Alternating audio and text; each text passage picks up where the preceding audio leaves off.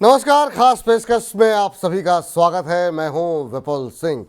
और बीते हफ्ते की अगर बात करें तो बीता हफ्ता काफ़ी उतार चढ़ाव भरा रहा, लेकिन अच्छी बात यह रही कि इस बीते हफ्ते के अंदर बाज़ार में रिकवरी काफ़ी अच्छी देखने को मिली। एफआईएस की खरीदारी आती हुई दिखाई दी, हालांकि वो बहुत सस्टेनेबल नहीं रही, लेकिन शुक्रवार के कारोबारी सत्र में हमने एक अच्छी रिकवरी देखी। लेकिन शुक्रवार को बाज़ार बंद होते होते कुछ एक आंकड़े ऐसे निकल कर के आए जो कहीं ना कहीं ये आशंका जता रहे हैं कि दिसंबर महीने में भी राह आसान होने वाली नहीं है। जी हाँ, जीडीपी के नंबर्स ने सबको सरप्राइज़ किया, नेगेटिव तरीके से सरप्राइज़ किया है। 5.4% के जीडीपी के आंकड़ों के साथ सोमवार को और दिसंबर सीरीज़ में बाज़ार कैसा रहेगा? क्या विदेशी निवेशकों की जो 3 दिन की खरीदारी है वो दिसंबर महीने में जारी रहेगी या फिर से बिकवाली हावी होती हुई दिखाई देगी? अर्थव्यवस्था को लेकर के क्या स्लोडाउन के संकेत मिल रहे हैं? इन तमाम सवालों के जवाब आज के इस कार्यक्रम में हम तलाशेंगे और हमारे साथ हमारे खास मेहमान संजय जी जुड़ चुके हैं, जो कि बहुत विस्तार से संजय सिन्हा जी हर बार जब भी आते हैं हमारे दर्शकों को बहुत कुछ सीखने, बहुत कुछ जानने का मौका मिलता है। संजय सर, बहुत बहुत स्वागत आपका। सबसे पहला सवाल सर यही होगा, बीते हफ्ते में जब जा रहा था हफ्ता तो काफ़ी कुछ राहत लग रही थी कि चलो एफआईएस की तरफ से कुछ एक बाइंग आ गई। हालांकि बहुत सारी चीज़ें पॉजिटिव होती हुई दिखाई दे रही थी। जो पिटाई हो रही थी वो थोड़ी सी रुक गई, लेकिन शाम होते होते जो नंबर्स आए उससे ऐसा लगा कि सब कुछ ठीक नहीं है। 5.4% की जीडीपी ग्रोथ, ये किसी भी एनालिस्ट ने, कहीं पर भी अर्थशास्त्रियों ने अनुमान नहीं लगाया था। आप इसे कैसे पढ़ पा रहे हैं? तो देखिए, जो पिछला तिमाही गुजरा है जी। वो, अगर आप अर्थव्यवस्था के पर्सपेक्टिव में देखें तो बहुत ही मुश्किल वाला तिमाही था। क्योंकि बरसात भले लॉन्ग टर्म एवरेज से ज्यादा रहा हो, लेकिन उसका प्रभाव कुछ एक्सट्रीम तरीका से था, इन द सेंस कि कई जगह पे बाढ़ का असर देखा गया। और इतनी तेज बारिश के कारण दोनों कंजम्पशन पर भी असर तो पड़ा, और जो इंफ्रास्ट्रक्चर की काम हो रही थी उसमें भी रुकावट आई। तो जी। इसलिए जीडीपी में जीडीपी की ग्रोथ की गति में कमी आएगी, ये तो मैं समझता हूं कि एक्सपेक्टेड था। लेकिन इतने नीचे के आंकड़े आएंगे, ये जरूर हम सभी को डिसअपॉइंट किया है। जी। तो कुछ तो झलक हमें कॉरपोरेट रिजल्ट्स में दिख रहा था, जहां पर हमने देखा कि बहुत दिन के बाद Q2 FY25 जो है, उसमें अक्रॉस द बोर्ड बहुत सारी कंपनीज में जी। जो रेवेन्यू ग्रोथ है और जो प्रॉफिट ग्रोथ है उसमें कमी आई थी। लेकिन जीडीपी का आंकड़ा 5.5% के आसपास आ जाएगा, ये जैसा कि आपने सही कहा, ये किसी ने भी अंदाज नहीं लगाया था।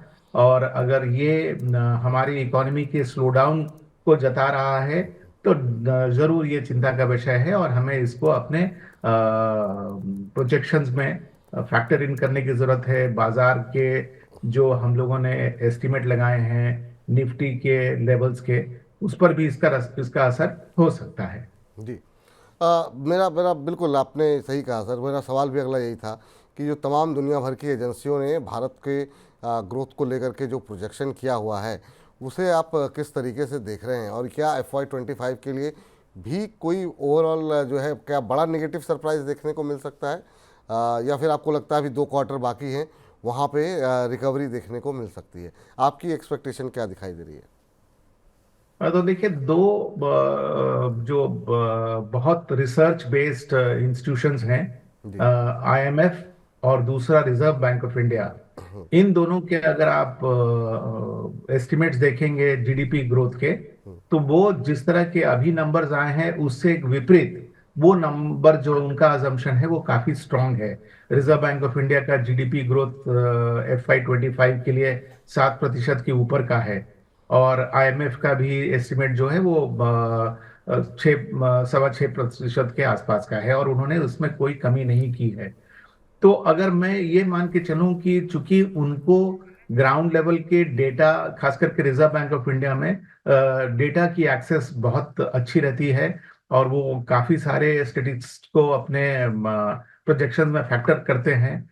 तो अगर सेकेंड हाफ में इकोनॉमी में अच्छी गति आई तो हमारे ख्याल से इसका जो असर है वो हम कॉर्पोरेट परफॉर्मेंस पर भी देखेंगे।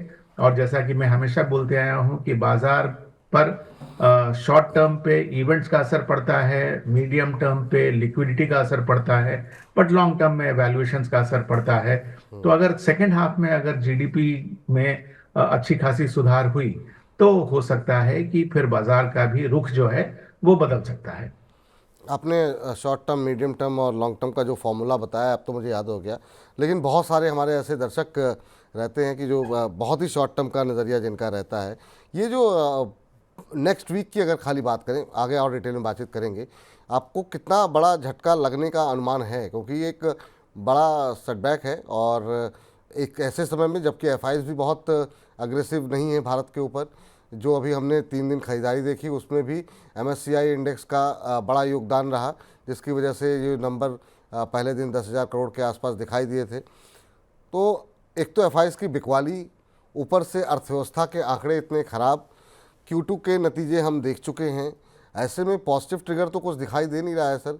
तो मान के चलें कि अगले 1-2 हफ्ते या दिसंबर महीना वो थोड़ा सा मतलब कि नेगेटिव सेंटीमेंट वाला ही हो सकता है क्या? तो जहां तक सेंटिमेंट की बात है, ये संभव है कि सेंटिमेंट्स थोड़े वीक हों। लेकिन जहां तक दूसरी तिमाही के रिजल्ट्स की बात है विपुल जी, तो मैंने ये जितने सारे रिजल्ट्स आए उनको मैंने 4 भाग में बांट दिया। जी। एक भाग कंजम्पशन ओरिएंटेड कंपनीज का, दूसरा भाग फाइनेंशियल सर्विसेज कंपनी का, तीसरा भाग इंडस्ट्रियल और चौथा भाग एक्सपोर्ट ओरिएंटेड। तो मैंने जब इन 4 भागों में पूरे कंपनीज के रिजल्ट्स को बांटा तो मैंने देखा कि भले हम ये कह रहे हों कि अर्बन स्लो डाउन हुआ है और रूरल डिमांड में पिकअप नहीं हुआ है, लेकिन कंजम्पशन ओरिएंटेड कंपनीज जिसमें कि सिर्फ फास्ट मूविंग कंज्यूमर गुड्स नहीं है, उसके अलावा भी कुछ बड़े कंजम्पशन के आइटम जैसे कि गाड़ियों की खपत, टू व्हीलर्स की खपत को भी हम इसमें शामिल करते हैं। तो कंजम्पशन ओरिएंटेड कंपनीज की ओवरऑल रिजल्ट जो है वो दूसरी तिमाही में उतनी खराब नहीं है जितना कि नैरेटिव बनाया जा रहा है, जिस तरह का स्टेटमेंट दिया जा रहा है। रही बात एक्सपोर्ट ओरिएंटेड कंपनीज में, जिसमें कि मुख्यतः आईटी और फार्मा क्षेत्र की कंपनीज हैं, तो ये जो सब सेक्टर है इसका भी रिजल्ट बाय एंड लार्ज अच्छा है। रही बात फाइनेंशियल सर्विसेज कंपनी की, तो उसमें हुआ क्या है कि अब तक पिछले 3-4 तिमाही में ईयर ऑन ईयर जो प्रॉफिट ग्रोथ हुआ करता था banking and financial services company में, वो औसतन मान लीजिए कि करीब 30% के आसपास होता था। सेकेंड क्वार्टर में ये जो पेस ऑफ ग्रोथ है ये घट के 15% हो गया। और ये क्यों हुआ इसके बारे में हम आगे चर्चा कर सकते हैं। लेकिन ये 30% से घट के 15% इसकी ग्रोथ रेट हो गई। लेकिन ये भी मानिए कि ये ग्रोथ रेट है, इसमें ऐसा नहीं है कि कोई डिक्लाइन हुआ है। जो चौथा सेगमेंट है इंडस्ट्रियल सेगमेंट, वहीं पर मार ज्यादा पड़ी है, क्योंकि जो इसके 3 बड़े बड़े सेक्टर्स है ना, जैसे कि पावर जनरेशन हुआ, या फिर आप ऑयल रिफाइनिंग कंपनीज ले लीजिए, हाँ, या फिर आप सीमेंट जैसी कंपनीज को ले लीजिए, मेटल्स को भी अगर आप चाहें तो शामिल कर सकते हैं। तो ये जो इंडस्ट्रियल के अंदर ये जो बड़े बड़े सब सेक्टर्स हैं इनमें बहुत गिरावट आई है, और इसके कारण ओवरऑल जो प्रॉफिट ग्रोथ है लिस्टेड कंपनीज की वो नीचे आ गई है।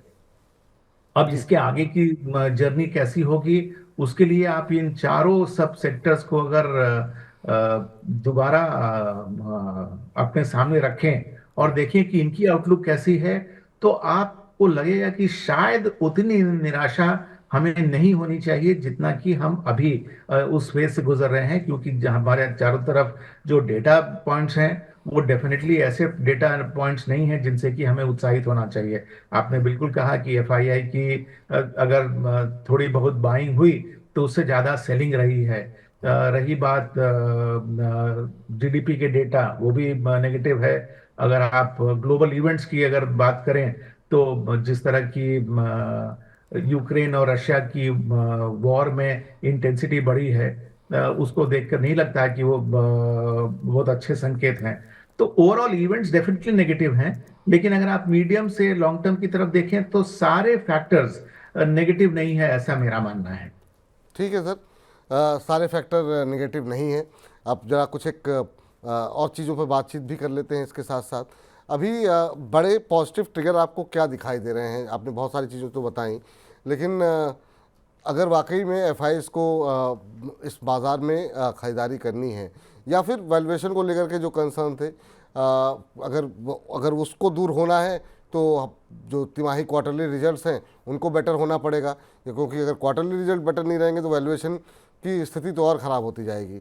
तो कहाँ से आपको लग रहा है कि वो कॉन्फिडेंस बाज़ार के अंदर आता हुआ दिखाई देगा, वो पॉजिटिव मोमेंटम निवेशकों के मन में आता हुआ दिखाई देगा? तो मेरे ख्याल से देखिए, तीन मुख्य फैक्टर्स हैं जो मेरे ख्याल से बाजार को उत्साहित कर सकते हैं। पहला फैक्टर तो ये होगा कि जैसे हम जनवरी में प्रवेश करेंगे तो बजट को लेकर अटकलें लगनी शुरू हो जाएगी। और पिछले कुछ सालों में हमने देखा है कि बाजार को जितना प्रोत्साहन या जितना उत्साहित गवर्नमेंट पॉलिसी ने किया है, उससे ज्यादा और किसी फैक्टर ने नहीं किया है। जी। अगर सारांश में कहूं तो अगर आप कैपिटल एक्सपेंडिचर भी देखें तो इतनी साल की इंतजार के बाद भी प्राइवेट सेक्टर केपेक्स ने हमें उत्साहित नहीं किया है जितना कि सरकार के केपेक्स ने किया है। और अगर आप इसी बैकग्राउंड में देखें कि किन सेक्टर्स की पिटाई हुई है, तो ज्यादातर पिटाई हुई है डिफेंस की, रेलवेज की और पावर सेक्टर के स्टॉक्स की। तो मुझे लगता है कि जब जनवरी में हम प्रवेश करेंगे तो बजट के आसपास कुछ अटकलें लगनी शुरू हो जाएगी। दिसंबर के महीना में ही पार्लियामेंट जब सेशन में है, तो हमको लगता है कि एक सेमीकंडक्टर के लिए एक और प्रोत्साहन वाली पॉलिसी सरकार द्वारा अनाउंस की जानी चाहिए। तो मेरा अगर इसको मैं एक दोनों को कंबाइन कर दूं तो फैक्टर नंबर वन मेरे ख्याल से गवर्नमेंट की पॉलिसीज या उसकी एक्सपेक्टेशंस है जो कि बाजार को उत्साहित करेगी। इसी संदर्भ में मैं आपको ये भी मेंशन कर दूं कि अगर आपने इस सप्ताह अगर बाजार की रुख में परिवर्तन देखा तो उसका भी कारण पॉलिटिकल था, इन द सेंस जी। कि महाराष्ट्र में जिस तरह के रिजल्ट्स आए उसको लोगों ने सेंट्रल गवर्नमेंट का रेफरेंडम माना और उसके कारण बाजार में उत्साह आई है। तो मुझे लगता है कि पॉलिटिक्स और सरकार will be factor number one. Factor number two मेरे ख्याल से ये होगा जब ट्रंप यूएस के प्रेसिडेंट के रूप में शपथ लेंगे और उनकी टैरिफ पॉलिसीज अनाउंस होनी शुरू हो जाएगी, तब हमें ये साफ दिखेगा कि क्या चाइना प्लस वन में भारत उसका बेनिफिशियरी होने वाला है या नहीं। और जो नया जियो पॉलिटिकल इकोनॉमिक सिनेरियो बनने वाला है टैरिफ रूल्स के कारण, क्या भारत उसमें बेनिफिशियरी होगा कि नहीं। और उसमें एक सेक्टर जिसका बहुत महत्वपूर्ण रोल रहेगा वो रहेगा आईटी सेक्टर का, क्योंकि ट्रम्प के जिस तरह के अनाउंसमेंट्स हैं उनका एक सेंट्रल फीचर ये भी है कि वो अमेरिका में कॉर्पोरेट टैक्सेस को कम करना चाहते हैं। अगर उन्होंने टैक्सेस में कमी की तो अमेरिका में कॉर्पोरेट्स के पास स्पेंडिंग करने के लिए ज्यादा पैसे बचेंगे और इसलिए वो संभव है कि वो अपनी डिजिटल इंफ्रास्ट्रक्चर को सुधारने में या फिर आईटी की स्पेंडिंग में खर्च बढ़ाएंगे। तो इसके बेनिफिशियरी भारतीय कंपनीज भी रहेंगी और खास करके इंडियन आईटी कंपनीज भी इसके बेनिफिशियरी होंगे। तो ये सेकंड फैक्टर हो जाएगा। ठीक। तीसरा फैक्टर मेरे ख्याल से रहेगा इंटरेस्ट रेट। जो फेड की इंटरेस्ट रेट की कमी की साइकिल शुरू हुई है वो कंटिन्यू कर रही है और वो अगर और आगे चलती गई तो वो एक सपोर्टिव फैक्टर रहेगा जो रिजर्व बैंक ऑफ इंडिया को प्रेरित करेगा कि वो आगे जाकर रेट काटे। अगर आप देखें तो ऑलरेडी चर्चा हो रही है कि फूड के कारण इन्फ्लेशन के जो आंकड़े हैं वो काफी बढ़ जाते हैं और इसलिए फूड का वेट इन्फ्लेशन के स्टेटिस्टिक्स में कम किया जाए। और इसको नहीं भी किया जाए तो बेस इफेक्ट के कारण और ओवरऑल जो महंगाई में थोड़ी सी जो ठहराव आई है उसके कारण संभव है कि कैलेंडर ईयर 25 की पहली तिमाही में इंटरेस्ट रेट की एक कटौती शायद रिजर्व बैंक ऑफ इंडिया भी करे। तो ये जो इंटरेस्ट रेट का जो काटने का साइकिल है वो तीसरा फैक्टर है जो कि बाजार को उत्साहित कर सकता है।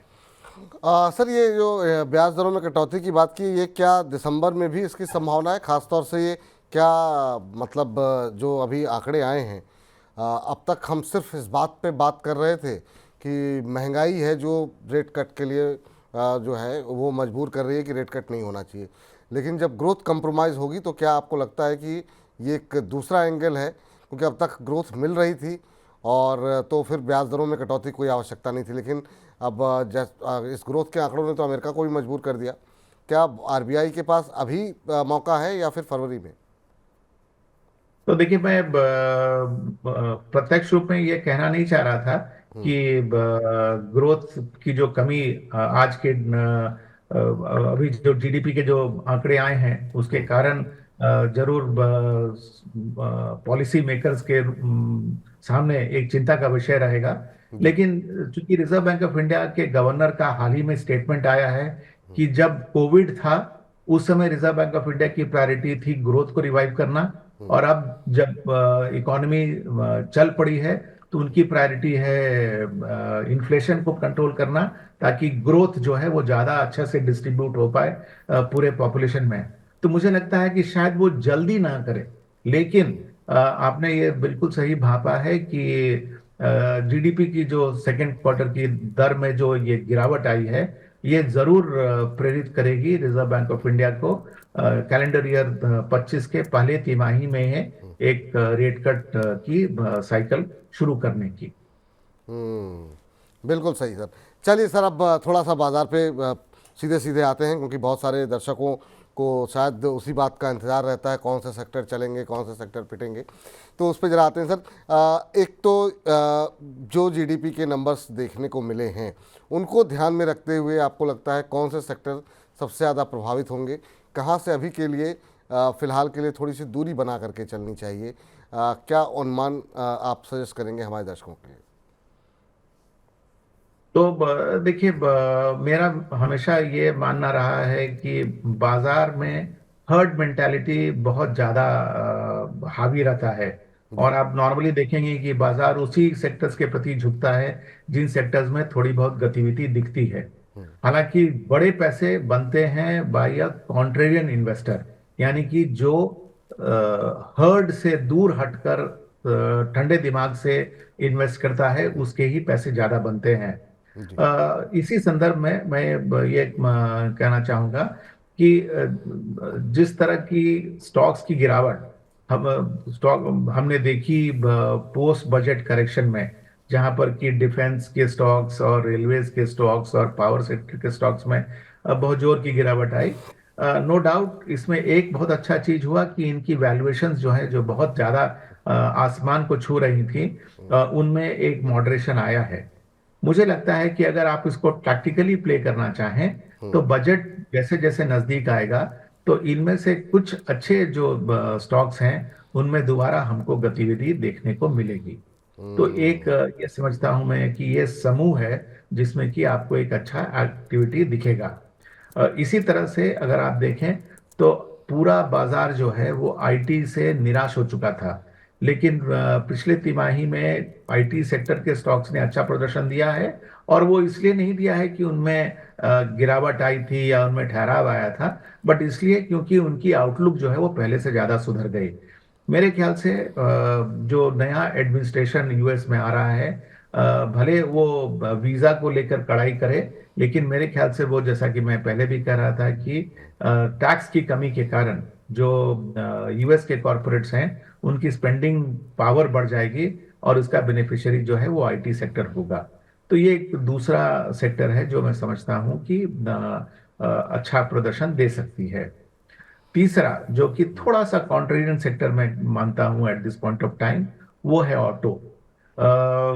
जैसे हम नए साल में प्रवेश करेंगे, नए मॉडल्स तो लॉन्च हो ही रहे हैं गाड़ी के, और जो गाड़ी की बिक्री में थोड़ी बहुत ठहराव आई है, मुझे लगता है कि नए मॉडल के लॉन्च शुरू होने के बाद पैसेंजर कार की बिक्री जो है उसमें भी पहले से ज्यादा सुधार होना चाहिए। तो इसका असर हो सकता है हमको ऑटो सेक्टर में, खास करके पैसेंजर कार कंपनीज के स्टॉक प्राइसेस में दिखे। टू व्हीलर्स में तो ऑलरेडी नंबर्स में रिवाइवल है, और हम उसकी रिफ्लेक्शन कुछ हद तक स्टॉक प्राइसेस में देख रहे हैं।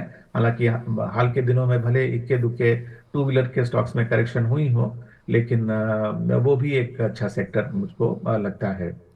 रहा कि आप किन सेक्टर से दूर रहें, तो देखिए बुल मार्केट में आपको ये देखना है कि आपको रिस्क और रिटर्न दोनों को की तालमेल बना के चलना पड़ता है। तो जो फास्ट मूविंग कंज्यूमर गुड्स हैं जैसे कि कंज्यूमर स्टेपल्स हुए, उसमें लोगों को लगा कि ये डिफेंसिव सेक्टर्स हैं और इसमें जाने से हमें कुछ प्रोटेक्शन मिलेगा या शायद हमारे स्टॉक प्राइसेस में गिरावट कम होगी।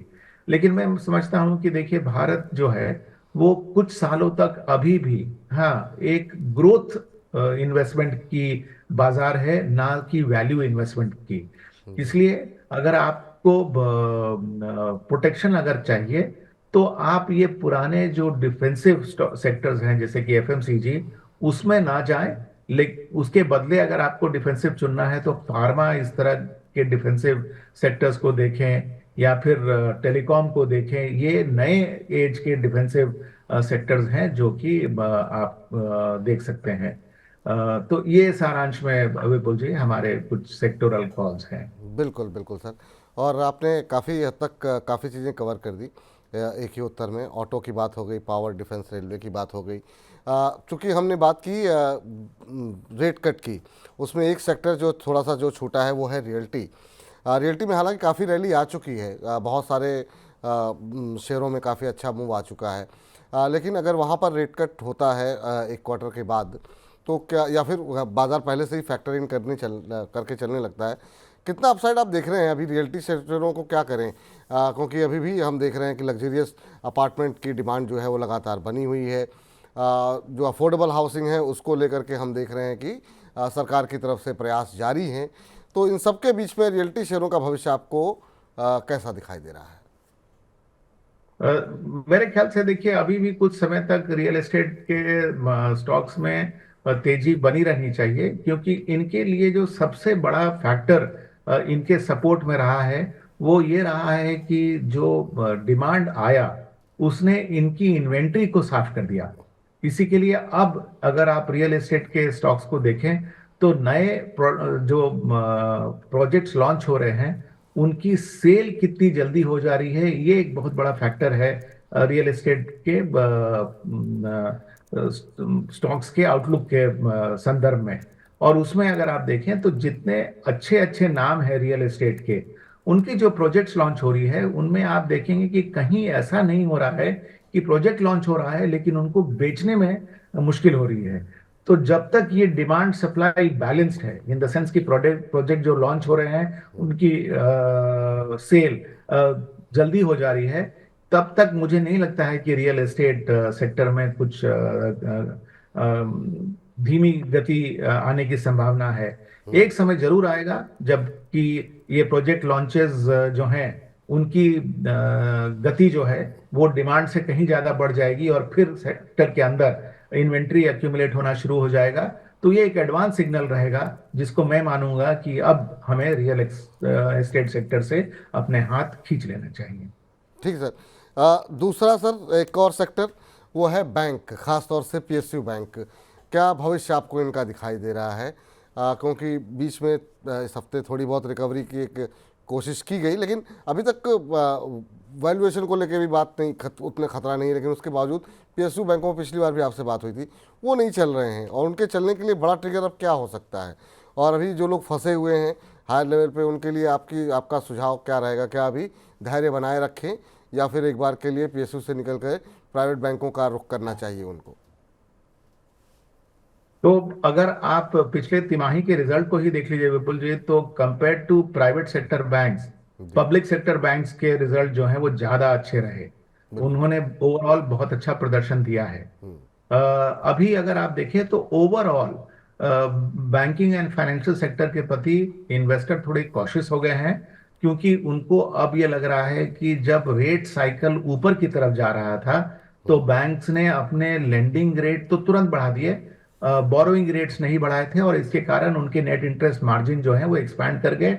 और इसका असर हमें दिखा जब मैं कह रहा था कि ईयर ऑन ईयर अगर आप उनकी क्वार्टरली प्रॉफिट देखते तो 30% की ग्रोथ तो बैंकिंग एंड फाइनेंशियल सेक्टर में पिछले 3-4 क्वार्टर, अगर Q2 को छोड़ दे तो 3-4 क्वार्टर तक उनकी ईयर ऑन ईयर प्रॉफिट जो है वो करीब 30% के आसपास एवरेज होती थी। जब इंटरेस्ट रेट का साइकिल टर्न करेगा, जब इंटरेस्ट रेट्स नीचे आने शुरू होंगे, तो लोगों के मन में इस बात का डर है कि अब उनको लेंडिंग रेट तो पहले कम करने पड़ेंगे, बोरोइंग रेट शायद वो इमीडिएटली कम ना कर पाए क्योंकि लॉक्ड इन हो सकते हैं डिपॉजिट्स।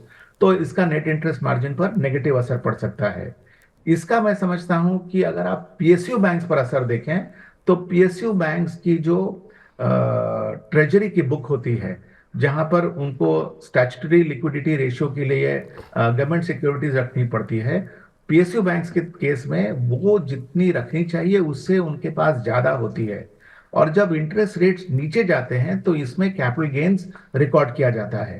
तो मुझे लगता है कि जब साइकिल टर्न करेगा और अगर क्रेडिट ग्रोथ में कमी नहीं आएगी, इनफैक्ट अगर रेट्स कम हुए तो क्रेडिट ग्रोथ में शायद बढ़ोतरी होने की संभावना है, और साथ ही साथ ट्रेजरी बुक में अगर गेन्स होते हैं तो इसका बेनिफिशियरी भी पब्लिक सेक्टर बैंक्स होंगे। तो अभी चूंकि ओवरऑल फाइनेंशियल सेक्टर के प्रति लोगों का रवैया कॉशियस हो गया है, तो उसके अंदर पीएसयू बैंक्स को प्राइवेट सेक्टर बैंक के पीछे खड़ा किया जाता है लोगों के स्टॉक सिलेक्शन के लिस्ट में। लेकिन जैसे हम आगे बढ़ेंगे और तिमाही की रिजल्ट्स में एक बार फिर से पब्लिक सेक्टर बैंक्स का रिजल्ट प्राइवेट सेक्टर बैंक्स से ज्यादा अगर अच्छा होगा, तो फिर इसको नजरअंदाज करना मुश्किल होगा और हम उस स्टॉक प्राइसेस में भी इसकी रिफ्लेक्शन को देखेंगे। चलते चलते रिन्यूएबल एनर्जी पे आपका एक एक टिप्पणी हो जाए। बहुत सारी कंपनियां आ रही है, अब तो एनटीपीसी ग्रीन भी हिस्सा हो गई है। उम्मीद नहीं थी ऐसी कि लिस्टिंग अच्छी होगी, लेकिन लिस्टिंग जैसी उम्मीद थी उससे बेहतर होती हुई दिखाई दी, और लोगों के पैसे भी बने 12-13%, 14%, 18% के आसपास। अभी क्या भविष्य दिखाई दे रहा है इस क्षेत्र के अंदर? बहुत सारी कंपनियां जो परंपरागत तरीके से काम कर रही थी वो भी इसमें रिन्यूएबल के क्षेत्र में काफ़ी एक्सपोजर ले रही हैं, और बड़ी संख्या में नए आने वाले टाइम में भी बहुत सा कुछ एक कंपनियां लाइनअप हैं, इनका आईपीओ आएगा। भविष्य क्या है सर भारत में? तो देखिए, मैंने एक स्टेटमेंट दिया था कि जितना बड़ा प्रोत्साहन बाजार को सरकार के द्वारा मिला है, उतना शायद किसी और से ना मिला हो। और ये रिन्यूएबल एनर्जी भी एक ऐसा क्षेत्र है जहां पर चूंकि सरकार का समर्थन इतना ज्यादा है कि पूरा सेक्टर जो है वो अपॉर्चुनिटी से भरा हुआ है। हमें पता है कि वर्ष 2030 में सरकार के बहुत ही एम्बिशियस टारगेट हैं रिन्यूएबल एनर्जी के।